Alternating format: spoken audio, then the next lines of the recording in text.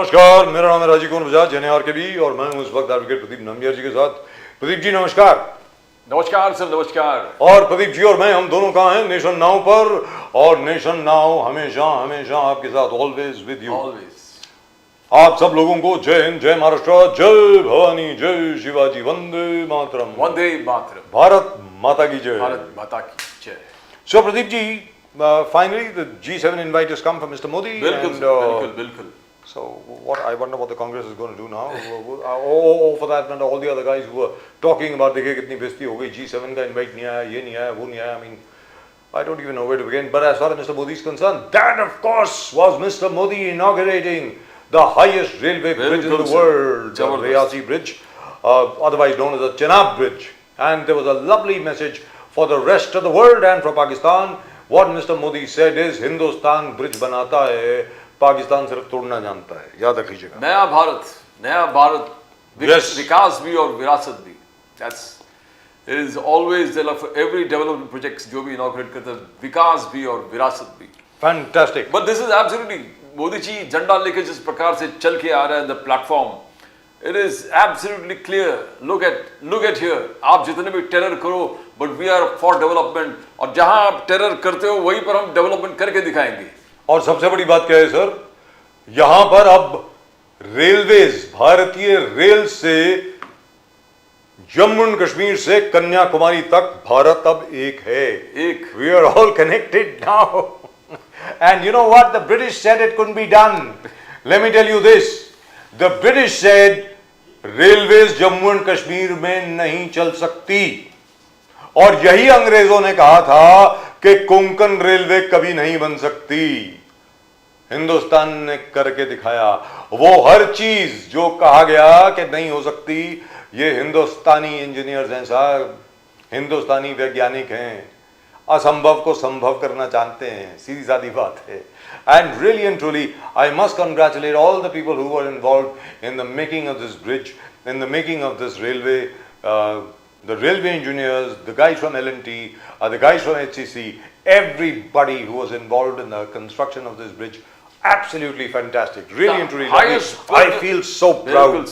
Highest bridge in the whole world. The highest railway bridge in the whole world. Absolutely. And so it's absolutely meritorious for Prime Minister Modi to take the credit for that. और झंडा जिस प्रकार से चले, one thing is planning, one thing is executing, and the third is finishing a project before the timeline. Absolutely. और मोदी जी का एक खासियत रहा कि जो भी अपने टर्म में जो भी प्रोजेक्ट्स का इनॉग्रेशन किया, प्लान किया, उसका इनॉग्रेशन भी उन्होंने किया है जबरदस्त तरीके से। Whatever he planned, whatever he's already executed it, and he has given it, opened it for people at large. I really feel very, very proud. Very, very fantastic. Absolutely fantastic. You know, this was our dream. This was absolutely our dream. That look at this. Look at this. We have built a railway in Jammu and Kashmir. Absolutely fantastic. Let's go across to our guests. I believe we have a lovely, lovely panel over here. Gopal Tiwari ji, namaskar. Sir नमस्कार। नमस्कार sir, नमस्कार। और विनायक अंबेकर साहब नमस्कार। विनायक अंबेकर साहब नमस्कार। नमस्कार sir, नमस्कार। जय हिंद, जय हिंद, जय सिया राम आप दोनों को, और आप दोनों को बहुत बहुत बधाई। Oh God, I am so happy today. धन्यवाद सर, धन्यवाद। the highest railway bridge in the world has just been inaugurated. Exactly. By the Prime Minister. I mean, this is a proud moment for every Indian. हर भारतीय के लिए गर्वान्वित होने का ये आज अवसर है sir. This is really and truly fantastic. Sir Jammu and Kashmir से लेकर के कन्याकुमारी तक now India is connected by railways. मतलब अंबेकर साहब और तिवारी साहब, मैं बोलता हूं कि अंग्रेजों ने कहा था कि नहीं हो सकता, जम्मू एंड कश्मीर में रेलवे चल ही नहीं सकती, ये कहा था। अंग्रेजों ने ये कहा था कोंकण रेलवे बन ही नहीं सकती, बनी। Absolutely fantastic. Really and truly lovely. पहले आप गोपाल तिवारी जी, since you are from the Congress, sir आप बताएं दो चीजों के ऊपर। एक तो कोंकण का रेलवे ब्रिज बन गया, और दूसरा जिसके ऊपर बहुत डुगडुगी बज रही थी कि G7 का निमंत्रण भारत को नहीं आया। ओहो, विदेश नीति फेल हो गई, भारत की बेइज्जती हो गई, पता नहीं। सर G7 को के लिए तो स्पेशली मार्क कार्नी साहब जो कनाडा के नए नवनिर्वाचित प्रधानमंत्री जी हैं, उन्होंने आज मोदी जी को फोन किया और कहा कि प्लीज पधारिए। अब आप बताएं सर, गोपाल तिवारी जी बोलिए सर प्लीज। सर, मोदी साहब बहुत भाग्यशाली है कि उनको एक प्रोग्रेसिव कंट्री जब 2014 में हाथ में आई थी, ऐसा भारत जो हाथ में नहीं मिला उनको, जो 1947 में हमारी जो पॉपुलेशन थी 36 करोड़ और हमारी साक्षरता थी 16% ओनली। जब हम भारत का अमेरिका के मिलों के ऊपर निर्भर थे, उस समय से 50-65 साल में जो भी हमारी प्रोग्रेस हुई, जो हमारी सेना आधुनिक हुई, जो हमारे किसान कृषि प्रधान राष्ट्र हुआ, जो हमारी इंजीनियरिंग हुई, जो IIM, ITM, AIM, जो भी हमारे सब कुछ हुआ, हमारी जो प्रोग्रेस हुई, ये सुषमा स्वराज जी ने में सुनाया था पाकिस्तान को। आपने क्या किया? आपने सिर्फ आतंकवादी पैदा किए। उस समय सुषमा जी ने भारत की तरक्की का जो एक हवाला दिया था। आज हमारे देश के जो इंजीनियर्स है, हमें उन पे 100% गर्व है सर, बिल्कुल होना ही चाहिए, क्योंकि जो आज शिक्षा और जो एक अवेलेबिलिटी, जो आज की अचीवमेंट है, तो कहीं न कहीं किसी भी बात की नींव रखे बिगड़ तो कुछ होता नहीं है ना सर। लेकिन हमें खेद इस बात का है कि जो आज कश्मीर में प्रधानमंत्री जी गए, फीता काटने गए, 45 दिन हुए सर, यही कश्मीर की धरती में हमारे 26 लोग मारे गए हैं सर। बहुत दुख हो रहा है आज हमें, और उसमें कभी उसके बारे में आज तक, मतलब वो जो आतंकी थे उनके डिजिटल फुटप्रिंट भी मिल गए थे। अच्छा, एक बात छोड़ो, 250 किलोमीटर अंदर वो आए कैसे वो छोड़ो, लेकिन यहाँ से वापस 250 किलोमीटर वो गए ना, उनका नाम पता ना कुछ ठिकाना नहीं हुआ, और बिल्कुल हमारे हाथ पे, मराठी में कहते हैं कि तुरी देके भाग गया। ऐसे बहुत अपमानजनक महसूस करते हैं कि वो 26 वो सब आतंकवादी हमारे चले गए ना। गोपाल जी, जिस प्रकार से आप देखते हो, मोदी साहब ने सिर्फ ये एग्जिबिट नहीं किया कि हमने सबसे दुनिया में सबसे हाईएस्ट रेलवे ब्रिज बना दिया, बट वहां खड़े होकर उन्होंने ये भी चेतावनी दिया पाकिस्तान को, सिंदूर, ऑपरेशन सिंदूर जब भी नाम लेंगे तो आपको हमारा याद आएगा, आतंकवाद को हमारा याद आएगा। और जो डिप्लोमेसी, इंडस वाटर डिप्लोमेसी जो किया है, पानी बंद करने का, there's already nearly 21% water deficit, 21% water deficit in Pakistan. Pakistan is crying about water scarcity, और आगे जाके और भी टाइटन होने वाला है। तो how do you see that? एक तो मिलिट्री विक्ट्री है ऑपरेशन सिंदूर, एक तो इंडस वैली डिप्लोमेटिक जो है बंद करना, और एक चेनाब वैली जो ब्रिज है रिवर, उस चीज को हाईलाइट करके पाकिस्तान के मुंह पे तमाचा है। दैट वाज मोदी साहब क्लेम्स। सर, ये हम कहते हैं पाकिस्तान के मुंह पे तमाचा है, लेकिन वहां पे उस तरफ पाकिस्तान रशिया के साथ शस्त्रास्त्र करार एग्रीमेंट कर रहा है। वहां पे यूनो में उसको एंटर टेररिज्म जो अंतरराष्ट्रीय सुरक्षा परिषद का उपाध्यक्ष मिला है। वहां पे जो तालिबान का जो एक मसला है, उसके लिए जो कमेटी बनाई है, उसको प्रेसिडेंटशिप मतलब अध्यक्षता मिली है सर। ये मतलब, और उसको अभी इंटरनेशनल वर्ल्ड बैंक ने भी $80 मिलियन वो अभी वापस मिले। मतलब IMF जो है, इंटरनेशनल मॉनेटरी फंड, उसके सिवा अलग से ये सब मिला है। तो सर ये क्या है? एक तरफ हम बोलते हैं कि पाकिस्तान को हम घर में बैठ के हम उसको एक चैलेंज देते हैं, सब कुछ है, लेकिन आज जो इंटरनेशनल सिनेरियो है उसमें तो वो क्या, मतलब उसको हम क्या, हमारी विदेश नीति है, हम उसको रोक नहीं पाए सर। ये क्या मतलब रशिया के साथ तो पहली बार उसने काफी अच्छा बड़ा एग्रीमेंट किया है सर, पहली बार नहीं हुआ। ये किसका मतलब सर, पहली बार 2005 में हुआ था सर। रशिया और पाकिस्तान की पहली जॉइंट एक्सरसाइजेस 2005 में हुई, और वेपन्स का जो ट्रांसफर है वो 2008 में हुआ पहला। सर, मैं लेकिन जरा आज करेक्ट भी कर दूं रशिया के आपको, साथ हुआ है ना, 2008 में, हुआ है ना, ऐसा नहीं है 2008 में विद रशिया एंड पाकिस्तान, दोनों के बीच में वेपन्स का करार 2008 में हुआ, जब डॉक्टर मनमोहन सिंह प्रधानमंत्री हुआ करते थे। सर, थोड़ी सी जानकारी आपको दे दूं, किसी और देश की विदेश नीति हम लोग कैसे कंट्रोल कर सकते हैं सर? मैं तो सिर्फ यही एक चीज जानता हूं, one thing we must learn from the Israelis. Israeli से हमें एक चीज सीखनी चाहिए गोपाल तिवारी एक जी। जमाने में रशिया हमारे साथ थम था, था, हमारे so साथ खड़ा what? था। World- आज so the पाकिस्तान world के has साथ changed. इतना बड़ा एग्रीमेंट कर रहा है, It's a market. What is the sign, ये क्या है? और Sir, I will tell you what a sign of it is. That is my opinion. You may disagree, of course. India has to stand alone. जो हमारा आकाश तीर जो missile है ना, that is an example of India standing alone, of आत्मनिर्भर भारत। और ये भी आपको बता दूं, जो मोदी जी आज बोल रहे हैं ना, वो पंडित जी ने 1954 में बोला था कि आत्मनिर्भर भारत होना चाहिए, सेल्फ सफिशिएंट होना चाहिए, पूरी दुनिया एक तरफ, भारत एक तरफ। करके बताया ना सर, तो करके बताया ना, तो आज मोदी जी कर रहे हैं ना सर। सर, आपको तो खुश होना चाहिए, बल्कि सर आपको तो खुश होना चाहिए गोपाल तिवारी जी। अब मैं विनायक अंबेकर साहब के पास जाऊं, अगर आपकी इजाजत हो, I come back to you, I can understand your point of view, no problem sir. Vinayak Ambekar साहब, let's be very clear, I agree with Modi ji on one thing, हर एक का साथ बना के रखो, लेकिन करो अपनी। He has taken a leaf, whether you like it or not. Vinayak Ambekar Sahab, I don't know whether you will agree with me or not. Modi ji has studied both Nehru ji and Indira ji very closely. जो नेहरू जी ने बोला ना, Atmanirbhar Bharat, self sufficient India, Modi ji is actually implementing it. Sir, I am so proud because today I can tell you on a private basis, I watched the demonstration of, do you know something sir?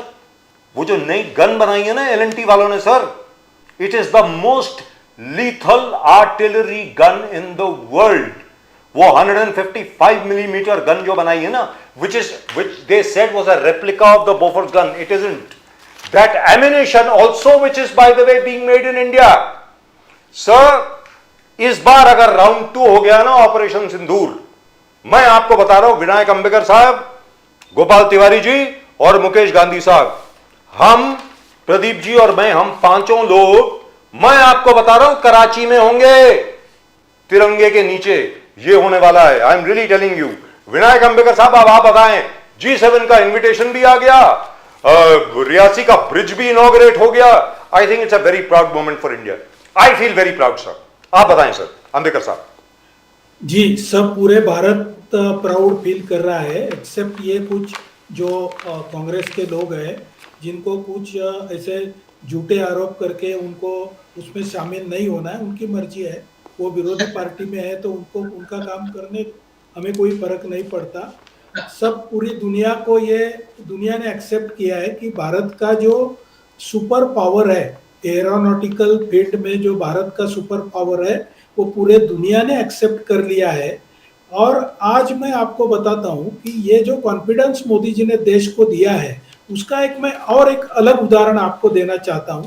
आज RBI ने monetary policy declare की, आपको मालूम रहेगा।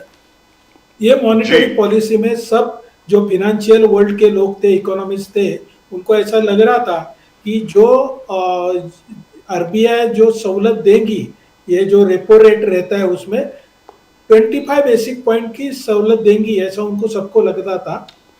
तो आज RBI की governor ने और एमपीसी ने, मॉनेटरी पॉलिसी कमेटी ने जो सहूलत दी हुई है, वो 50 बेसिस पॉइंट की रेपो रेट में सहूलत दी है। और इधर में ना थमते हुए उन्होंने ऐसा किया है कि सीआरआर में 100 बेसिस पॉइंट की, यानी पूरा 1% से सीआरआर घटाया है। तो फिनेंशियल वर्ल्ड में भी इंडिया इतना स्ट्रांग हो गया है कि पूरे वर्ल्ड में सब डिस्टर्बेंसेस है, दो तरफ के डिस्टर्बेंसेस है। एक तो यूक्रेन रशिया वॉर अलग से वापस चालू हो रहा है, और उधर ट्रम्प साहब टैरिफ वॉर करके पूरे दुनिया की इकोनॉमी को खराब कर रहे हैं। आप यदि देखा रहेगा तो गए महीना 1.5 महीने में पूरे दुनिया के जो स्टॉक मार्केट है उसमें सब हल्ला हो मच गया है, क्योंकि only because of mister Trump. तो यह एक विक्षिप्त आदमी है, उसको दुनिया में कोई बिलीव नहीं करता, खाली कांग्रेस वाले लोग जो है इंडिया के, वही बिलीव करते हैं, और उसने 11 बार बोला, 10 बार बोला, 5 बार बोला। इनको अपने देश के प्रधानमंत्री पे भरोसा नहीं है जितना उनको ट्रंप में भरोसा है। तो ऐसे लोग छोड़ो, तो भी आज दुनिया को भारत ने दिखा दिया है कि भारत के पास फिनेंशियल पावर है, टेक्नोलॉजिकल पावर है। जो आज आप एक ब्रिज का आप ये कर रहे हैं, उसमें आज 2 ब्रिज ओपन किए मोदी जी ने। जो चेनाब का ब्रिज है वो वंडर ऑफ द वर्ल्ड है। उसके बाद में 7 किलोमीटर पे और एक ब्रिज ओपन किया है जो हैंगिंग ब्रिज के टाइप में वायर रोप के तहत, और जो उसका मेन टावर है वो 70 मजले के इतना ऊंचा है, तो वो भी एक ब्रिज ओपन किया है। That's a cable state bridge. ऐसे आज कन्याकुमारी से जाके कश्मीर के श्रीनगर तक अपना ट्रेन चलेगा, ये आज उन्होंने दुनिया को दिखा दिया था। वास्तव में ये जो प्रोजेक्ट था चिनाब के ब्रिज का, ये 2003 में माननीय अटल जी वाजपेयी ने शुरू किया था। इनके यूपीए के कार्यकाल में उसमें कुछ डेवलपमेंट नहीं हो गई थी। जब मोदी जी ने आए तो जो कांग्रेस के थके हुए रुके हुए प्रोजेक्ट है वो सब हाथ में लिए, उसमें ये प्रोजेक्ट हाथ में लिया। और ये मैं नहीं बोल रहा हूँ, आज उमर अब्दुल्ला जी ने इसका जिक्र किया है मोदी जी के सामने। तो मोदी जी ने ये But brilliant, sir. Absolutely brilliant. And the other bridge that you're talking about, let me tell all our viewers, it is a cable stayed bridge. It is one of the highest cable stayed bridges in the world. It is not the highest, but it's a huge engineering feat. Pradeep ji. You know, Ambedkar साहब, इसके जो भी मोदी साहब ने शिलान्यास किया, inauguration stone रखा, उसको अपने टर्म में कंप्लीट करने का रिकॉर्ड है। और जो अटल सेतु एक क्लासिक एग्जांपल है, नेहरू के जमाने से चालू प्लानिंग किया था मनमोहन सिंह, और मोदी जी ने कम, तो मोदी जी 11 years स्ट्रीम जो भी शुरू कर दिया कंप्लीट अपने टर्म में किया, great. But as you know Gopal ji says, has the diplomacy failed? Because Modi sahab ने आम भी खिला दिया जेडी वांस के बच्चों को, बोले आम खाइए, पपट शो भी दिखाया, पपट देखिए, सब कुछ कर दिया था। फिर भी Pakistan as he says United Nation Security Council का जो है उसका छोटा सा टेरर का उसका अध्यक्ष था भी, मतलब थिंग्स आर लूजिंग। एडीबी बनाओ, एशियन डेवलपमेंट बैंक भी फाइनेंस कर रहे हैं, पहले आईएमएफ था। तो have we lost somewhere in diplomacy whatever prime minister? Definitely not. आप एक बात समझ लीजिए कि डिप्लोमेसी किसी को आम खिलाने से नहीं होती है। डिप्लोमेसी में क्या रहता है, हर कंट्री को खुद का इंटरेस्ट सेफगार्ड करके दूसरे कंट्री को जगह पे रखने का है। तो आज इंडिया की जो वर्ल्ड में स्थिति है वो ऐसी है कि इंडिया इंडिपेंडेंटली, इंडिया ने क्या बोला, हमको किसी मेडिएटर की जरूरत नहीं है, अमेरिका तो छोड़ दो, किसी की भी जरूरत नहीं है, हम हमारे टर्म्स में मेडिएट करेंगे। ये पावर जब इंडिया में आया है और जब इंडिया ने अपने डिफेंस पावर का पूरे वर्ल्ड को दिखाया है, तो एक स्वाभाविक आप उसका परिणाम ये देख लीजिए कि इंडिया ज्यादा कैपेबल होना किसी भी वर्ल्ड के दूसरे पावर को अच्छा नहीं लगेगा। तो डिप्लोमेसी ये लेवल पे चलती है। ये जो बच्चे लोग हैं सब, ये जो इसका आमंत्रण नहीं आया, ट्रंप ने नहीं बुलाया, ये जो है ये बचपना है, ये उनको बचपना करने दो, क्योंकि उनकी समझ वैसी है। इंटरनेशनल डिप्लोमेसी, जियोपॉलिटिकल डिप्लोमेसी इतने छोटे चीजों पे नहीं चलती है। किसी ने किसी के साथ झूले पे बैठा, किसी ने किसी को आम खिलाया, ये सब ह्यूमैनिटेरियन ग्राउंड पे चलता है, ये नेचुरल चीज है। ये over and above topping of the cream है, ये क्रीम है ऊपर का। ये मोदी जी का सबके साथ सेम व्यवहार रहता है। In effect sir, Vinayak Ambika साहब, और इसका कोई डिप्लोमेसी का में इफेक्ट नहीं होता है। आप एक समझ लीजिए कि किसी व्यक्ति को जब ज्यादा विरोध होता है तो उसका दूसरा अर्थ रहता है कि वो व्यक्ति ज्यादा पावरफुल है, ये पूरी दुनिया ने समझ लिया है। तो सर इसका मतलब ये हुआ, just before I go to Mukesh Gandhi sahab, कहने का मतलब ये हुआ कि आज की तारीख में वेदर वी लाइक इट और not, fact remains India will have to fight alone. We should be prepared to fight alone, number one. Number two, Bharat जैसे जैसे और तरक्की करेगा, ज्यादा पावरफुल बनेगा। अभी चौथी लार्जेस्ट इकोनॉमी बन गई है, बहुत जल्दी we will be moving towards the third largest economy. It may happen in a year, it may happen in 2 years, it might even happen earlier. I don't know, because from whatever I have heard, it is not just, by the way, and this is inside information, it is not just Apple computers and Foxconn which is coming over here and establishing a new factory in Uttar Pradesh. Not just that, sir, Samsung, practically every mobile manufacturer in the world apart from Huawei, जो Chinese mobile हैं उनके अलावा बाकी सब लोग हिंदुस्तान में आ रहे हैं. So we will have to be prepared to face opposition from every side. और वो ऑपोजिशन कहां से आएगी sir? China and all our competitors are going to back Pakistan in some way और the other. So we have to be prepared. Ambedkar साहब, आप इसके बारे में क्या कहेंगे? यस सर, आप बहुत सही बोल रहे हैं. चाइना प्लस वन का जो एक नया नैरेटिव सेट हो रहा है, उसमें और भी कंट्रीज है जो कि अपना जो इंडिया का सुपर पावर होने का जो रास्ता है उसमें अड़थड़ा लाएंगे, कोई तो भी डिफिकल्टी लाएंगे उसमें, मगर उसका पूरा तैयारी इंडिया ने कर दिया है. और जो बेसिक मतलब मैं जो आपको बोल रहा हूँ वो आज टेक्नोलॉजिकली इंडिया कितना एडवांस है. तो खाली जर्मनी में आज हाइड्रोजन पे चलने वाली ट्रेन है, मगर इंडिया में भी आज हाइड्रोजन में चलने वाली ट्रेन शुरू हो गई है. और आपको ये बता के मुझे आनंद होता है कि 2026 में अहमदाबाद से बंबई तक बुलेट ट्रेन भी आएगा. ये लोग Yes, सोचते रहते हैं ना बुलेट ट्रेन भी आएगा. सर हमारे sir I must interrupt you. Bullet train Ambika साहब, आई मस्ट इंटरप्ट यू. उसका स्टेशन उसका सर उसका स्टेशन ऑलमोस्ट तैयार है हमारे ऑफिस के साथ. जस्ट हमारे ऑफिस से नीचे उतरो, just 2 minutes away from our office. from there. The bullet train station is almost ready. हाँ, आगे बोलिए सर, आप बोलिए प्लीज. तो बेसिकली जो टेक्नोलॉजी में हम प्रगति जो कर रहे हैं वो पूरे दुनिया के सामने आ रही है. Not only in power sector, not only in defence sector, not only in manufacturing sector, human development sector में भी जो अपनी टेक्निकल एडवांसमेंट है वो भी बहुत है. और इतने क्वांटम कंप्यूटिंग का नाम आपने सुना है, उसकी जो प्रगति इंडिया कर रहा है और उसके लिए जो रिसोर्सेस मोदी जी प्रोवाइड कर रहे हैं, उस पर सब तरह के रिसर्च के लिए जो प्रोवाइड कर रहे हैं वो बहुत बड़ी बात है. और आगे के 10 साल इंडिया के है, ऐसा इंडिया नहीं बोलता, पूरी दुनिया बोलती है. Right. So let me go across to Mukesh Gandhi sahab. Mukesh Gandhi साहब, यहां पर दो चीजें हैं, जरा ध्यान से सुने. सर सारी दुनिया मतलब मैं थोड़े से देशों का नाम लेता हूं. वियतनाम हो गया, और तो और छोड़िए ताइवान हो गया. Sir Taiwan is dependent totally for military hardware and everything else on the United states.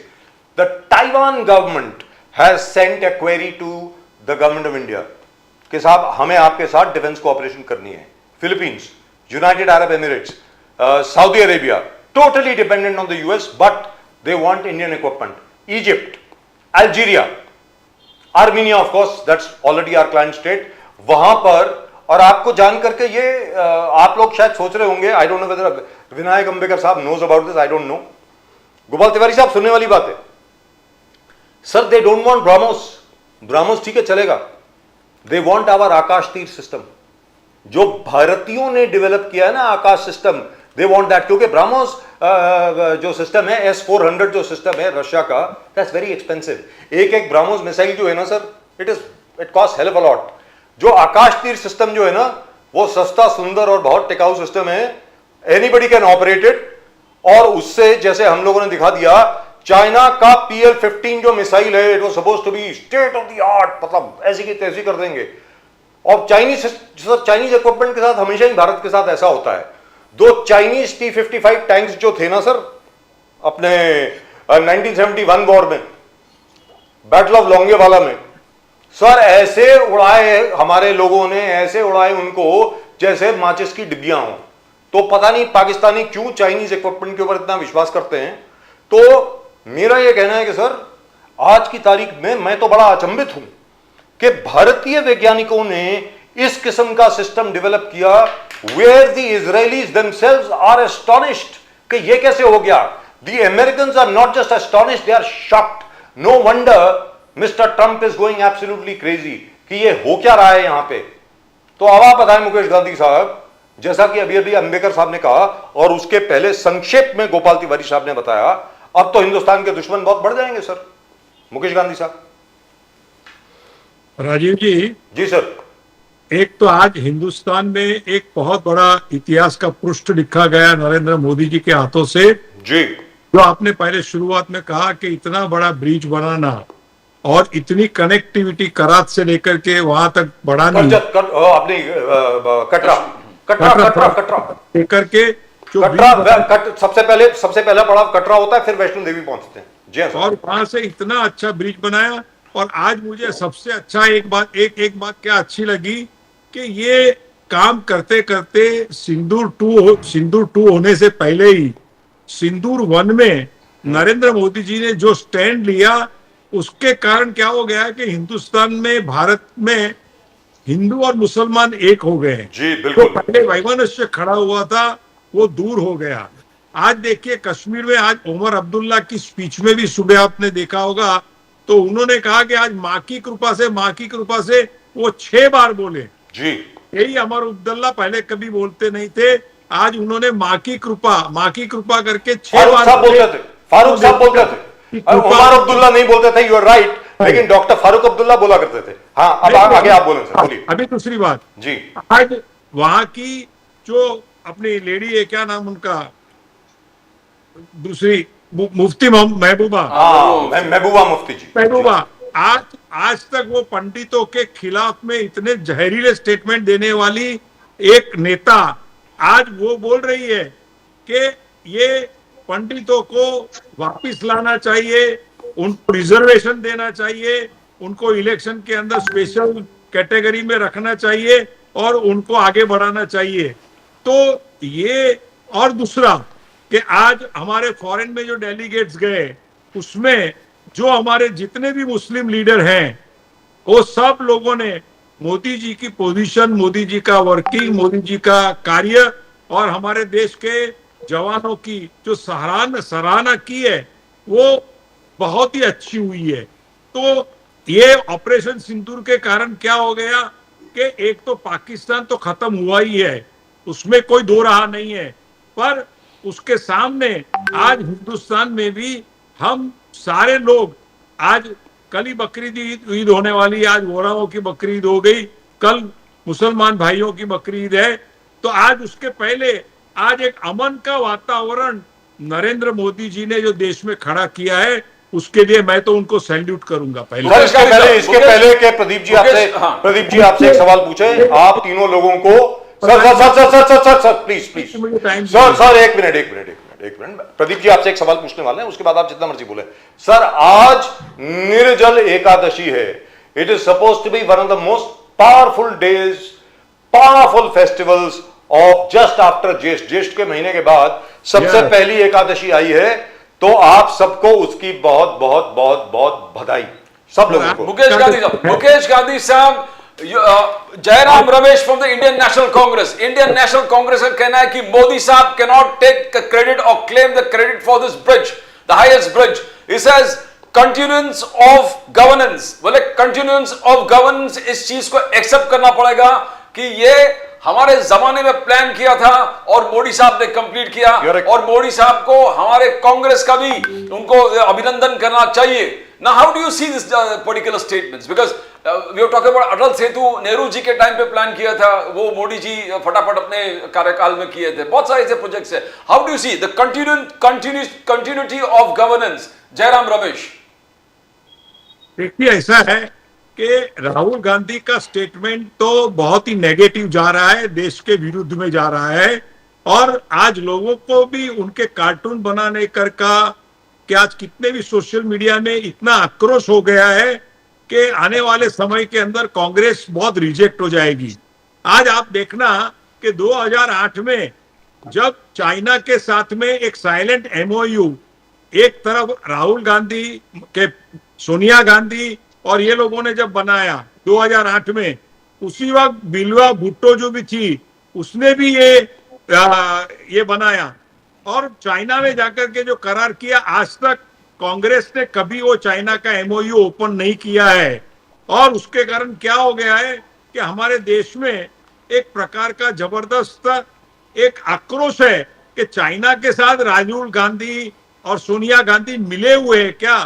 और आज कुछ भी, आज मोदी जी अच्छा काम करते हैं, सेना अच्छा काम करती है, शशि थरूर अच्छे कामों का प्रेजेंटेशन करता है, सब होता है, फिर भी ये राहुल गांधी हमेशा नेगेटिव नरेशन करता है।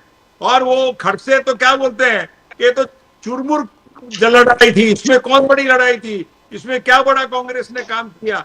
ये बात एकदम गलत है। ये राहुल गांधी को इस देश को जवाब देना पड़ेगा। ये कांग्रेस जब तक इस देश से हटती नहीं है, तब तक ये हमारे देश की गरिमा आगे नहीं बढ़ती है। और कल हमारे दशहरा में, गंगा दशहरा के दिन में, वहां अयोध्या में राम लल्ला का पूरा दरबार भी आज विराजमान हो गया है। जी, हो गया। आज एकादशी भी है। मैं तो एक ही प्रार्थना करता हूं कि हमारे देश में अमन और शांति बढ़े जी। और ऑपरेशन सिंधु दूसरी बार हो जाए तो बहुत अच्छी बात है। पर मैं दूसरी बात ये भी एक कहना चाहता हूं कि पीओके को हमको ले लेना है, ये बात करने की भी जल्दीबाजी नहीं करनी चाहिए। पीओके में 5-10 लोग जो है वो पाकिस्तान के अगेंस्ट में माहौल बना रहे हैं। पर 1946 में, 47 में और बाद में भी पीओके के लोगों ने हिंदुस्तान को पूरा समर्थन नहीं दिया है। बांग्लादेश को बनाने के लिए हमारे कितने जवान शहीद हो गए, और वही बांग्लादेश आज अपना मुस्लिम फेनेटिज्म बढ़ा करके, आतंकवाद बढ़ा करके पाकिस्तान के सपोर्ट में चले गए और हमारे लाखों हिंदुओं की कत्लेआम कर दी।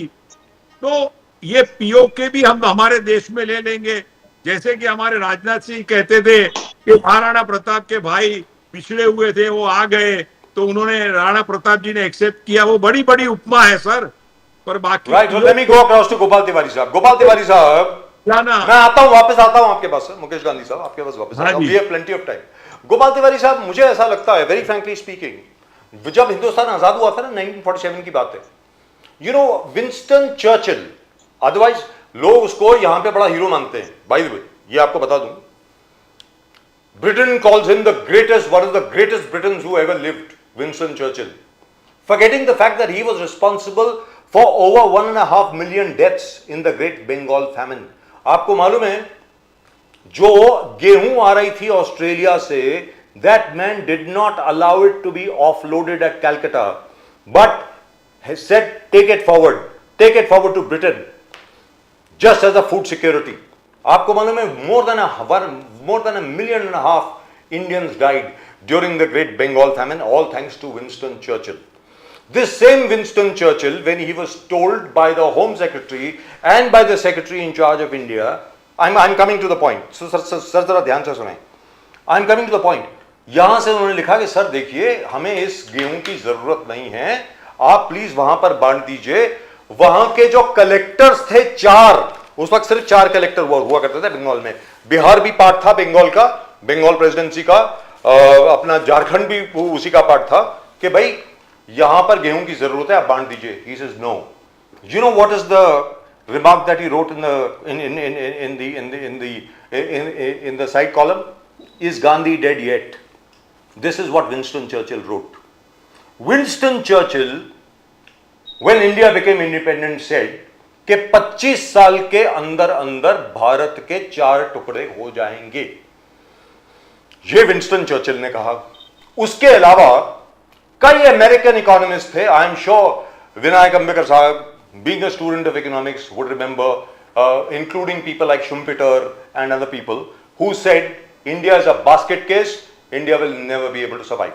We must thank Pandit Nehru ji and his vision, कि किसी भी तरीके से उन्होंने सिर्फ एक नारा दिया, एक चीज, आत्मनिर्भरता। भले ही कुछ भी हो जाए, हम पब्लिक सेक्टर यूनिट्स बनाएंगे, प्लानिंग करेंगे। ऑफ कोर्स वो बहुत अच्छा था 50s के लिए और 60s के 1 या 2 साल के लिए। After that we should have opened up, it became disastrous later. लेकिन नींव जो रखी उन्होंने जबरदस्त रखी। सर, जो मैं जानता हूं, जहां तक मैं जानता हूं, and I have known Mr Modi from 2003, I never met him in 2002, I met him first in 2003। उन्होंने नेहरू जी को बहुत अच्छे तरीके से पढ़ा है सर। और आज के कॉन्टेक्स्ट में नेहरू जी की क्या क्या चीजें कैसे अप्लाई करनी है आज की दुनिया में और आज के भारत में, मोदी जी को जबरदस्त तरीके से पता है। तो in fact sir, I think the Congress, आपका तो एटीट्यूड जरा ज्यादा पॉजिटिव होना चाहिए सर, मुझे ऐसा लगता है गोपाल तिवारी जी, क्योंकि इस देश की नींव आप लोगों ने रखी है, आपकी पार्टी ने रखी है, तो क्रेडिट लीजिए ना सर। मोदी जी की तारीफ करिए ना, देश की तारीफ करिए ना सर। अब एंटी मोदी विरोधाभास में कभी कभी क्या हो जाता है, मुझे ऐसा लगता है, please correct me if I am wrong sir, Gopal Tiwari ji please, you know I respect you very much, मैं बहुत रेस्पेक्ट करता हूं सर आपकी।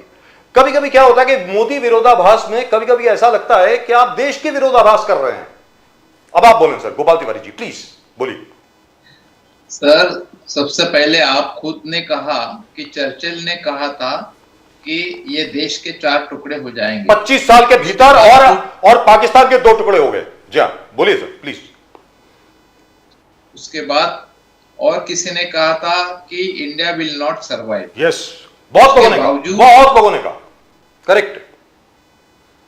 उसके बावजूद भी इंडिया सरवाइव कर पाया, एंड हाउ, निर्भर हुआ, देखिए न्यूक्लियर पावर भी बना सर, बना। उसके बाद भी अगली भी बात रखता हूं मैं, बोलिए। उसके बाद हमारा कृषि प्रधान देश हुआ, श्वेत क्रांति लाई हमने, और हम उस समय रोना नहीं गाते थे कि अंग्रेजों ने हमारे देश ऐसा छोड़ा वैसा छोड़ा, हमारे देश में कुछ नहीं था, ऐसे कभी रोना नहीं गाया। That's why Pandit Nehru ji called an architect of modern India. Yes, ये हम नहीं कहते, पूरी दुनिया कहती है उनको। और दूसरी बात रही कि आप बोलते हो हमने नींव रखी है, इसलिए तो हम कांग्रेस और हमारा जो नेता है वो बहुत ही सभ्यता का मतलब एक जो सभ्यता की एक तरीका है, एक मॉरल ग्राउंड। गांधी साहब हमको बोलने दें प्लीज। जी बोलिए सर, बोलिए। गोपाल तिवारी जी बोलिए please please please please please. तो अभी भी जो स्टेटमेंट है राहुल जी का, तो उन्होंने ऐसे कहा है कि हम ऐसी राजनीति चाहते हैं जो इवेंट्स की चमक से नहीं, आम जिंदगी की सच्चाई से जुड़ी हो, जो सही सवाल पूछे, हालात को समझे और जिम्मेदारी से पेश आए। ये राहुल जी का स्टेटमेंट है। हम ऐसी अर्थव्यवस्था चाहते हैं जो भारतीय के लिए काम करे, न कि सिर्फ कुछ गिने चुने पूंजीपतियों के लिए काम करे, ऐसे हम चाहते नहीं। एक बात है, फाइनेंशियल एक्सप्रेस ने कल परसों जो दिया है पिछले 1 साल का, तो उसमें हमारी 70% 2 व्हीलर का सेल कम हुआ है, 9% कार का सेल कम हुआ है, और मोबाइल मार्केट का, मोबाइल का 7% सेल कम हुआ है सर। हम एक तरफ पॉपुलेशन बढ़ रहा है, हर साल दिन ब दिन हमारी रिक्वायरमेंट बढ़नी चाहिए। ऑन द कॉन्ट्ररी, ये अभी फाइनेंशियल एक्सप्रेस का सर्वे जो है गोपाल जी वो बता रहा है, राहुल गांधी ने कोट किया। यस, राहुल जी ने, लेट मी कंप्लीट, बोलिए let me complete. 17%, please go ahead sir, बोलिए सर। 17% 2 व्हीलर कम हुई है, जो मिनिमम कॉमन मैन की जो जरूरत है वो कम हुई है sir. We are not in a position to purchase that, we are not in a, it means that we are not in a take loan or purchase that things, all that things, ये हमारी हालत है। और आप कहते हो कि बहुत ही मैच्योरिटी से कांग्रेस ने नींव रखी है, आपने बहुत अच्छा कहा, आई सैल्यूट टू यू, और ट्रू फैक्ट शोइंग जर्नलिज्म। आपने कहा कि आपने देश की नींव रखी है, आपने आगे चल के सर, इससे पहले भी जब पंडित नेहरू जी थे, इंदिरा जी थे, जब भी पाकिस्तान के साथ वार हुआ, ऑल पार्टी मीटिंग, संसद सत्र बुलाया गया, और अटल जी के आग्रह के कारण बुलाया गया। नेहरू जी ने शांति से, जो भी हमारी खामियां थी, जो क्रिटिसाइजेशन हुआ अटल जी की तरफ से, उस समय जनसंघ की तरफ से, हमने सुन के लिया सर। हम ऐसे नहीं करे कि हमें कोई किसी को बताने की जरूरत नहीं है। हमने अपोजिशन पार्टी को कभी इग्नोर नहीं किया है, क्योंकि हम जानते थे these are the people that the option of the Gopal ji लोग हैं उनकी वो सेकंड चॉइस है। गोपाल जी, राहुल गांधी जी ने, लेट मी कंप्लीट। उसके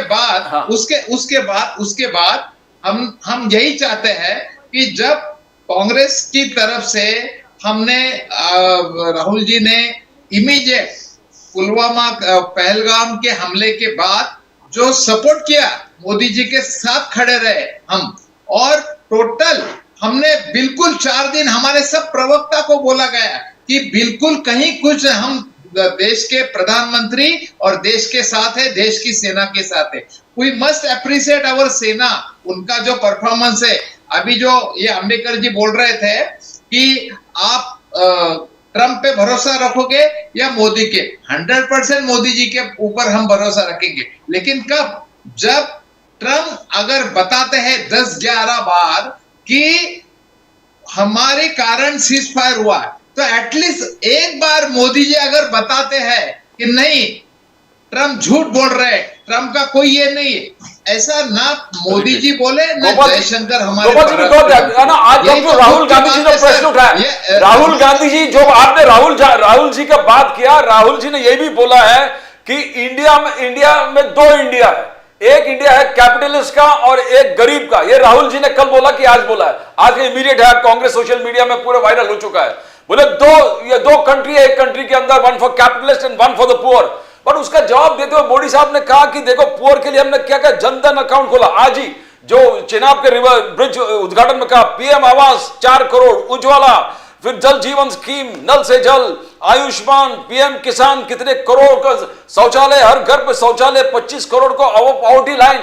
तो डज नॉट राहुल गांधी जी का जो ये कहना कि दो इंडिया वो फॉल फ्लैट, बिकॉज गरीब 90% उनका जो काम है गरीबों के लिए है, मोदी जी का कहना है, और गिना दिया इतने करोड़ इतने करोड़ इतने करोड़ इतने करोड़। गोपाल जी सर, ये सब बातें हैं जो मैं बोल रहा हूं कि जो है वो है जो अभी मैंने कहा कि we are accountable for poor people and the citizen of India. हम लोगों से उत्तरदायी है, हम कोई गिने चुने पूंजीपतियों का काम नहीं कर रहे। जो हम देश में इससे पहले कोई प्रधानमंत्री किसी को बड़ा कॉन्ट्रैक्ट मिले इसके लिए विदेश यात्रा नहीं किया। जो हमने जो भी किया देश के हित में किया, इसलिए हमारे साथ विदेश जो नीति थी हमारी सक्षम थी, और ये आज सब कुछ खुल गया है चिट्ठा, समझो आप। और इसी कारण आज एंटी टेररिस्ट के बारे में जो एक सुरक्षा परिषद और उसका जो है पाकिस्तान डेप्यूटी चेयरमैन बन गया सर, और उससे क्या। इसलिए मैं बोल रहा हूं कि हम ट्रम्प के ऊपर बिल्कुल ट्रम्प के ऊपर हम भरोसा नहीं करेंगे, मोदी जी के ऊपर भरोसा करेंगे, परंतु कब? जब एटलीस्ट वो एक बार तो बोले ना, कम से कम एक बार तो बोलिए ना, कम से एक बार की तो नहीं बोल रहे। आज रशिया ने कहा पुतिन ने कि अमेरिका के कारण ये सीज फायर हुआ और इनको जंग रुक गई। क्या हम कठपुतली बन गए क्या अमेरिका की? Not nonsense sir. एक जमाना किसी के कहने से क्या होता है? स्वाभिमान के प्रति गर्व महसूस कर रहे थे। आज पुतिन ने बोला तब गोपाल तिवारी जी, आज रशिया ने बोला ना। गोपाल तिवारी जी, गोपाल तिवारी जी एक मिनट। अरे मुकेश गांधी साहब एक मिनट, रेफरेंस क्या आप पढ़ के आओ, पता नहीं क्या रेफरेंस क्या? बहुत पूरे सबको पता है, पूरे मीडिया में पता है, आप क्या जानते नहीं है आपको? सर मोदी अंधभक्ति में इतने लगे हो, पूरे देश का सत्यानाश हो रहा है, फिर भी जयशंकर साहब ने कहा very clearly there was no mediation. हमारे डीजीएमओस ने कहा there was no mediation. Shashi Tharoor sir please sir I didn't interrupt you sir, don't interrupt me on my show. खंडन करना sir, I didn't interrupt you Putin का sir, that is according to you sir, that is according to you sir, that is according to you sir, वो आपका opinion है। Mediator नहीं है। अरे गोपाल तिवारी साहब, बचपना आप हर चीज को पर्सनली क्यों लेते हैं? बचपना कौन कर रहा है सर? आप हर चीज को इतनी पर्सनली क्यों लेते हैं? सर आप मुझे तो बोलने देंगे। अमेरिका का मतलब उनको आप गोपाल तिवारी जी, उनको आप रेड कारपेट डालते हो, गोपाल तिवारी जी, वहां उनके प्रचार के लिए जाते हो, गोपाल तिवारी जी, ट्रम्प सरकार कहते हो, और उसके बावजूद भी आप ट्रम्प के सामने कुछ बोल नहीं पाते। आज 11 साल से आप ईरान इराक से क्रूड ऑयल खरीद नहीं रहे हो बिकॉज ऑफ अमेरिका प्रेशर। और क्या? But we are buying it from Russia. Currency में हम crude oil But we are buying it from Russia. खरीद रहे हो Sir, but we are buying it from Russia. अरे We are buying it from Russia. We are buying it from Russia. लेकिन हम Russia से खरीद रहे हैं। गोपाल तिवारी जी आप क्या कर रहे हैं? आप जवाब आप सुन नहीं रहे। गोपाल तिवारी जी प्लीज, गोपाल तिवारी जी प्लीज, मुकेश गांधी साहब एक मिनट, मुकेश गांधी साहब please 1 second sir, 1 second sir. पर ये कोई सर इट इज दी, एक second sir please, Vinayak Ambekar साहब, personally as an analyst I am very happy that Mr. Modi has not reacted to whatever Donald Trump has said. Thank God. Jay Shankar Sahab has given a reaction. Our DGMOs have given a response. Mr. Shashi Tharoor in Washington has given a response. There was no mediation from anyone and we don't require mediation. Thank you very much. As far as Mr. Trump is concerned, he can continue repeating it. How does it make a difference? लेकिन मैं एक चीज जानना चाहता हूं sir Vinayak Ambekar साहब आपसे, ये बात बिल्कुल ठीक है जो गोपाल तिवारी जी ने कहा, जो फिगर उन्होंने मेंशन किया ना कि टू व्हीलर सेल्स कम हुई हैं, टू व्हीलर पेट्रोल और डीजल सेल्स कम हुई हैं सर, गैस सेल्स कम हुई हैं, लेकिन electric sales have been the highest in May. 1 lakh बिके हैं sir electric scooters. So what was selling there is now selling here. अब आप बोले विनायक अंबेकर साहब, प्लीज गो अहेड। सर ये लोग जो है वो एक तो पहले तो मैं उनका निषेध करता हूं कि 10 सेंस बोले, जिसको खुद को सेंस नहीं है वो दूसरे को नॉनसेंस बोले, ये तो बहुत बड़ी बात होती है। वो झूठे आंकड़े दे रहे कि जैसा आपने खुद ही बोला कि पेट्रोल की स्कूटर कम हो गई और इलेक्ट्रिक की बढ़ गई, तो ये बड़े स्कूटर की सेल मैक्सिमम सेल्स इन अभी मैं दररोज स्टॉक मार्केट में काम करने वाला आदमी हूँ। आज जाके गोपाल जी तिवारी साहब, आप जाके हीरो होंडा के शेयर का, बजाज ऑटो के शेयर का भाव क्यों बढ़ा है वो जरा चेक कर लो। आप एक आधा चीज बता के कुछ दुनिया को गड़बड़ा नहीं सकते, लोग होशियार है। राहुल गांधी का जो इकोनॉमिक्स का नॉलेज है उससे आज देश के जो सब समझदार लोग हैं उनका नॉलेज ज्यादा है। मैंने ये ट्वीट किया था कि राहुल गांधी से ज्यादा जो अपने कांग्रेस के लीडर का नाम बोलता हूं जिसमें शशि थरूर है, पी चिदम्बरम है, ये सब लोग भी मोदी जी का जो बात है वो मानने को तैयार है। मगर ये जो हमको अंधभक्त बोलते हैं ये गूंगे भक्त है राहुल गांधी के, और राहुल गांधी जी को खुद को कोई ये इकोनॉमिक्स समझता नहीं है, उसका इकोनॉमिक्स लेके ये दुनिया को पगला बनाने को देखते हैं, तो कोई भी पगलना नहीं होने वाला। दूसरा बात जो है जी कि कोई भी जो डिप्लोमेसी है ये डिप्लोमेसी उसी स्तर से चलती है जो इनको कोई समझा नहीं अभी तक। और ये बोले कि एक इंडस्ट्रियलिस्ट के लिए मोदी जी काम करते हैं, तो इनकी जरा मैं मेमोरी ब्रशअप करना चाहता हूं। राजीव गांधी जी के कैबिनेट में विश्वनाथ प्रताप सिंह करके मंत्री थे, ये फाइनेंस मिनिस्टर थे, और उन्होंने क्यों इस्तीफा दिया साहब? उन्होंने इस्तीफा इसलिए दिया कि रिलायंस के लिए राजीव गांधी जी ने जब विश्वनाथ प्रताप सिंह लंदन में बैठे थे उनको फोन करके डांटा करके विश्वनाथ प्रताप सिंह ने इस्तीफा दे दिया, और जो राजीव गांधी को बहुत महंगा पड़ा उनको पद से भ्रष्ट होना पड़ा। तो इनकी जो बात है इसके ऊपर कोई दुनिया विश्वास नहीं रखती है। अभी ये भी, अबे माँ भी मुझे बोलने दो, जरा सुनना भी सीखो गोपाल जी, आपको ही अक्कल है ऐसा नहीं है। हम भी ग्रेजुएट है, पोस्ट ग्रेजुएट है, और हम किसी को नॉनसेंस नहीं बोलते, हम आपके सेंस का आदर करते हैं। जरा सीखो, जरा पगले जैसी बात करके दूसरे को नॉनसेंस बोलना बहुत सही होता नहीं है। आप समझ लो जरा और स्टडी करके आओ। आप गांधी जी को बोल रहे तुम पढ़ के आओ, तुम क्या पढ़ के आए हो? तुमको क्या इकोनॉमिक्स समझती है? वो सबको मालूम पड़ गई तुम्हारे बात से, तो ऐसा मत करो। और मोदी जी पे आरोप लगाना बहुत आसान है।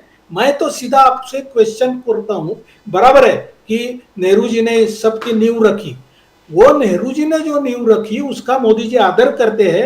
नया संसद भवन में जो उन्होंने भाषण किया, पहला भाषण देश के प्रधानमंत्री का, तो नेहरू जी के बारे में, इंदिरा जी के बारे में, राजीव जी के बारे में, हर कोई पंतप्रधान के बारे में उन्होंने बहुत आदर पूर्वक उल्लेख किया है। ये हमारी परंपरा है, हम किसी को नाम नहीं रखते, झूठा नाम नहीं रखते। तो आपके जो गांधी पीढ़ी है उसके पूरे कारनामे देश के सामने है। आप मोदी जी के ऊपर झूठा आरोप लगाएंगे जो सुप्रीम कोर्ट में सिद्ध नहीं हुआ। राफेल के बारे में आपने यही बोला, राफेल के बारे में आपने पूछा कि उसके स्पेयर पार्ट का डिटेल्स दे दो, ये जो कि देश विरोधी काम था, क्योंकि जो शत्रु को चाहिए वो चीज तुम्हारे राहुल गांधी मांगते हैं और पब्लिकली मांगते हैं। ये उनकी समझ है डिप्लोमेसी की, तो आप क्या बात करेंगे? तो साहब मैं इतना ही बात करना चाहता हूं कि ये सब आरोप झूठे हैं। जब दुनिया को समझा, भारतीयों को समझा, तो भारतीयों ने मोदी जी को पाठिंबा दिया है। ये अभी के जो 4 इलेक्शन हुए उसमें ध्यान में आया है। और अभी कांग्रेस के लोग ही राहुल गांधी जी को समझा रहे, जो समझ नहीं रहे। और परसों उन्होंने क्या बात किया कि जो पुराने लोग हैं उनको पार्टी से निकाल दो।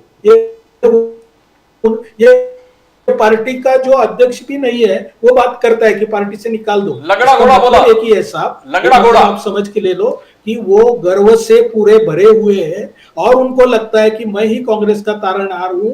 वो नहीं है, वो कांग्रेस का सत्यानाश करके ही रुकेंगे। Vinayak Ambedkar Saab, now everybody in the Congress says why Modi Saab is not responding.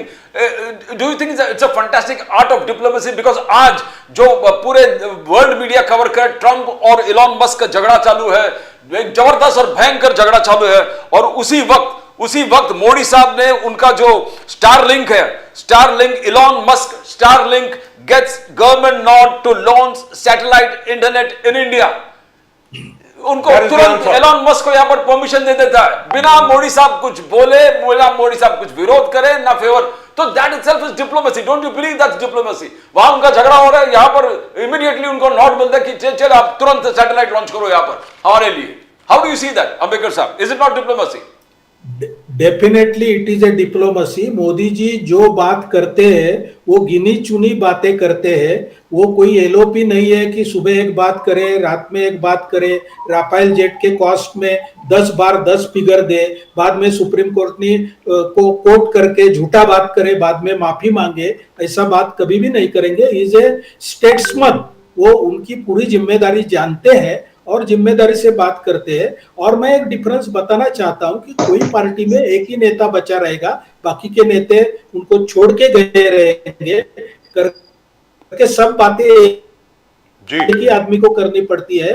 Modi ji के इर्द गिर्द में हजारों बुद्धिमान लोग हैं जो उनके लिए काम कर रहे हैं। तो जिसका काम है वो रिप्लाई देता है। जैसा आपने बताया जयशंकर ने रिप्लाई दिया था, मोदी जी ने पहले ही दिन बोला था कि हमको किसी के मेडिएशन की जरूरत नहीं है, हम हमारा फैसला करेंगे। वो उनका विल पावर बताता है, उनका जो चीज है, उनकी जो पकड़ है इस चीज पे वो बताता है। तो ऐसा किसी ने बोला कि उन्होंने रिप्लाई किया तो क्यों नहीं दिया? मोदी जी हर किसी को रिप्लाई देने के लिए बैठे नहीं है। मोदी जी व्यस्त है काम में और इस भारत को पूरा अच्छी तरह से सुपर पावर बना के वो छोड़ने वाले हैं।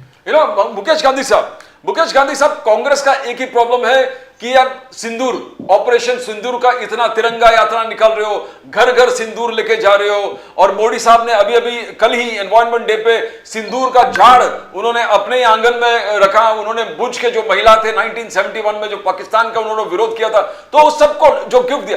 तो अब are we showcasing operation Sindoor more than what is required? That is the Congress allegation. Gandhi साहब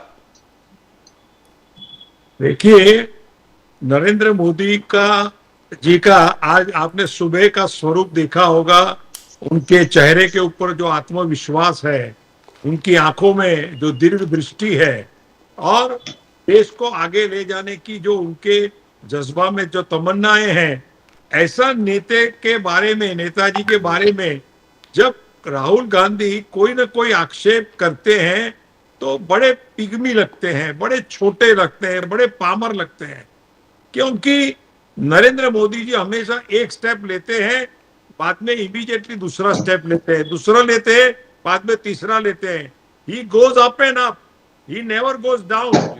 और आज जब हिंदुस्तान के लोगों ने समझा नहीं, कांग्रेस के बहकावे में आ गए और उस टाइम जी हमारी बीजेपी की सीटें कुछ कम हो गई, फिर भी आज जो कॉन्फिडेंस से नरेंद्र मोदी जी हमारे देश मुकेश गांधी साहब, I'll have to stop you 1 second, sir. ऊपर कार्य sir, 1 second. Sir, 1 second. Gopal Tiwari ji has to leave. He has to go for another show. He wants to say something for 30 seconds. Sir, बोलिए please. Gopal Tiwari ji, summing up from you. बोलिए sir, please.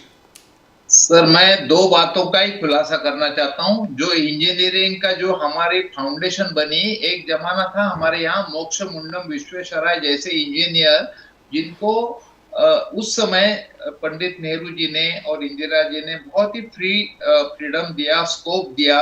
तभी हम satellite और engineering में हम reforms ला पाए। दूसरी बात, अगर अभी पंडित नेहरू जी के बारे में इतना अच्छा बोला उन्होंने, मैं बहुत खुश हुआ, लेकिन फिर ये मोदी जी को क्यों नहीं समझता सर कि वो बार बार सरदार पटेल की जगह ये परिवार वालों ने कांग्रेस छोड़ना नहीं चाहती थी, और सरदार पटेल के जगह उन्होंने पंडित नेहरू जी को बनाया पीएम। तो बनाया तो अच्छे साबित हुए ना सर, क्या बुरा किया? आप भी अभी जो कहते हो, हमारे अंबेडकर जी भी कहते हैं, तो पंडित नेहरू जी जो आपको समझता है वो मोदी जी क्यों नहीं एक्सेप्ट करते सर? बार बार नेहरू जी को क्यों कोसते हैं? जब नेहरू जी 3 बार चुन के आए हैं, 17 साल प्राइम मिनिस्टर रहे, फिर उसके बावजूद और उनके होते हुए उन्होंने कभी इंदिरा जी को आगे नहीं लाया, एक भी है। और दूसरी बात अब कि ये सब अगर आप एक्सेप्ट करते हो तो फिर इसमें अपोजिशन का जो कॉन्स्टिट्यूशनल डिमांड वो क्यों नहीं एक्सेप्ट करते? सेशन क्यों नहीं बुलाते? अभी सेशन आने वाला है, सेशन होने वाला है। पहले किया जब मानसून सेशन, वो भी 3 हफ्ते देर से अभी डिक्लेयर किया है। ये क्या बात है? अगर आपको उस समय सिंदूर के समय अगर आपको 27 से ये अपनी जाति निहाय जनगणना करनी है, तो बीच में ही सिंदूर के ये जो ऑपरेशन सिंदूर पहलगाम की जो घटना हुई, उसके 8 दिन में वो क्यों डिक्लेयर किया? वो उस समय डिक्लेयर करने की क्या बात थी? जब 27 साल अगर जनगणना चालू कर रहे हैं, तो अभी उसको मतलब ये thank you sir, thank you Gopal Tiwari ji. Politics, राजनीति तो ये thank you for your summing up sir.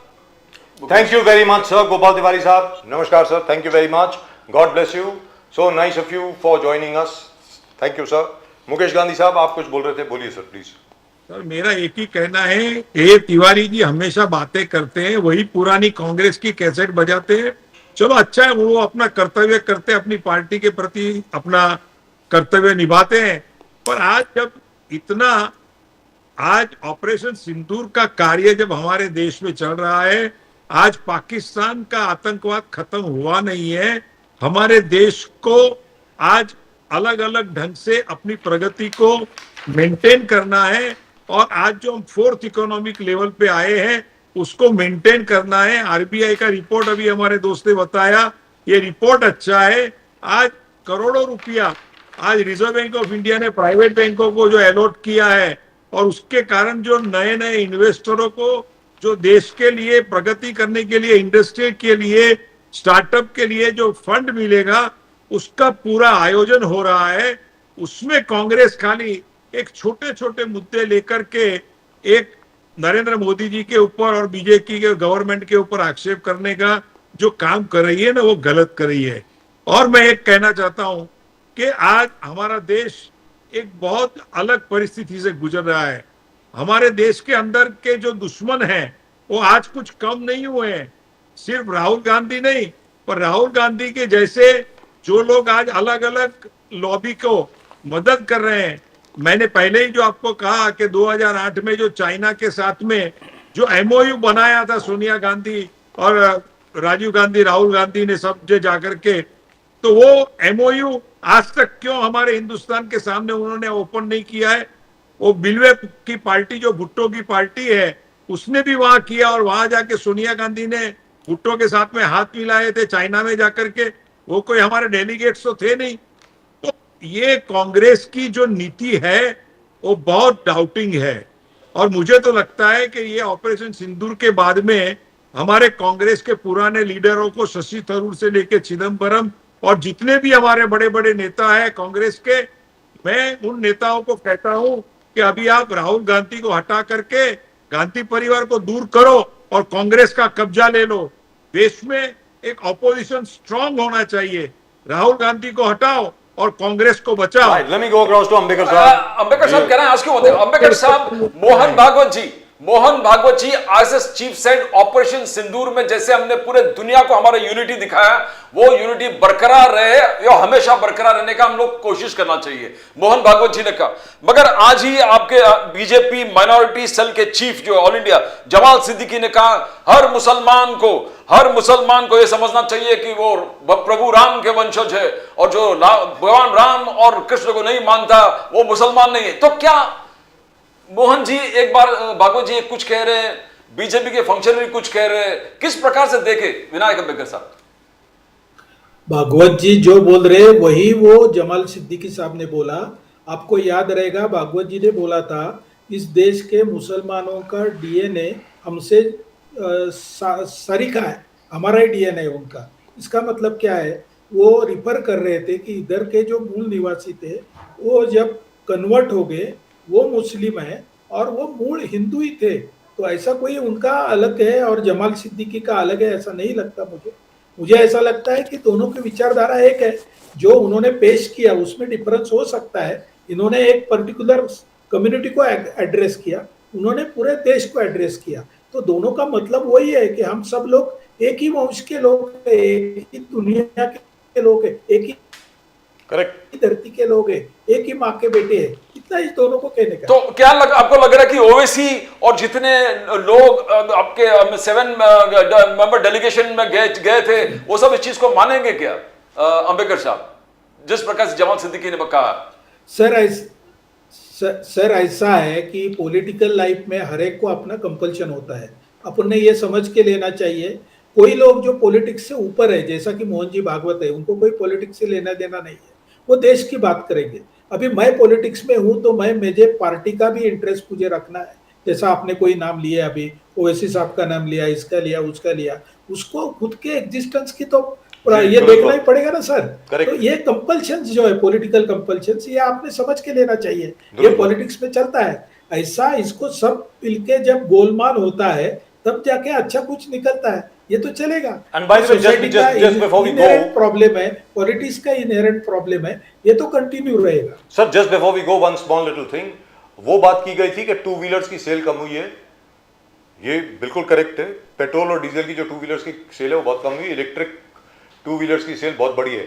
Similarly अगली बार जब शो होगा मुझे मालूम है ये भी कहा जाएगा कि 4 व्हीलर्स की भी सेल कम हुई है। करेक्ट है, क्योंकि इलेक्ट्रिक व्हीकल्स की सेल बड़ी है sir. Everybody is switching to electric vehicles. Now what do? Now अब ये कैसे एक्सप्लेन किया जाए, मुझे समझ में नहीं आ रहा है। वेरी फ्रैंकली, इधर कम हो गया तो आप सिर्फ वही बात बताएंगे, दूसरी बात नहीं बताएंगे। सर मेरा ये कहना, we have to take a composite view of what is happening to the entire country. मतलब I don't really know where to begin and where to end, because some people have a very narrow focus. So perhaps everybody should wake up to what India is today. And we should also wake up to the fact, that's my opinion anyway, we should also wake up to the fact that we are alone. And we have to fight alone, we have to learn to fight alone. Whosoever comes with us, आ जाओ भाई, नहीं आना जय राम जी की, that's it. But a great day today sir for India, Bharat के लिए बहुत बहुत गर्वान्वित होने वाला दिन है आज, जबरदस्त। एकदम सही, एकदम सही। Vinayak Ambedkar sahab, thank you very much for joining us. Mukesh Gandhi sahab, आपको भी बहुत बहुत धन्यवाद। Thank you gentleman, great pleasure as always. Thank you so much. नमस्कार, जय श्री राम। जय श्री राम, जय Shri Ram. Well, that's just about it as far as tonight's show is concerned. आज के शो में सिर्फ इतना ही। और कल वैसे बकरीद है, अपने ईगो की कुर्बानी दीजिए, अपने गर्व की कुर्बानी दीजिए। ये कहा जाता है कि आपके अंदर का जो शैतान बैठा हुआ है उसकी कुर्बानी दीजिए, कहा ऐसा जाता है, आगे आप लोगों के ऊपर है। But anyway, all the best to everybody who is going to be celebrating Eid ul-Zuha or Eid ul-Adha as it is called these days. I go with Eid ul-Zuha because that's the Persian way of doing it, and in the earlier days when we were young it was always Eid ul-Zuha. आजकल ईद उल अदा बोलते हैं, and even Eid is spelled differently, it's EID। हमारे जमाने में यार छोटे होते तो ID होता था, Eid. Anyway, whatever makes you comfortable. और आप चैनल को सब्सक्राइब जरूर करें भाई, अगर अभी तक सब्सक्राइब नहीं किया है please subscribe to the channel. The fastest growing channel of the nation now. The fastest growing channel of the nation now. Pradeep ji और मेरी तरफ से आप सब लोगों को बहुत बहुत धन्यवाद that you have supported us so much up till now. Please keep supporting us. As you know, we try and present the whole picture, not the not bits and pieces of the picture. We are India first, last and always. Bharat सबसे पहले, भारत ही है आज और भारत ही रहेगा. That's it. और हमें किसी से लेना देना नहीं है. That's all that we are concerned with. आप सब लोगों को प्रदीप जी और मेरी तरफ से और पूरी नेशन नाउ की टीम की तरफ से नमस्कार. जय हिंद, जय महाराष्ट्र, जय भवानी, जय शिवाजी, वंदे मातरम. वंदे मातरम. जय हिंद, भारत माता की जय. भारत माता की जय.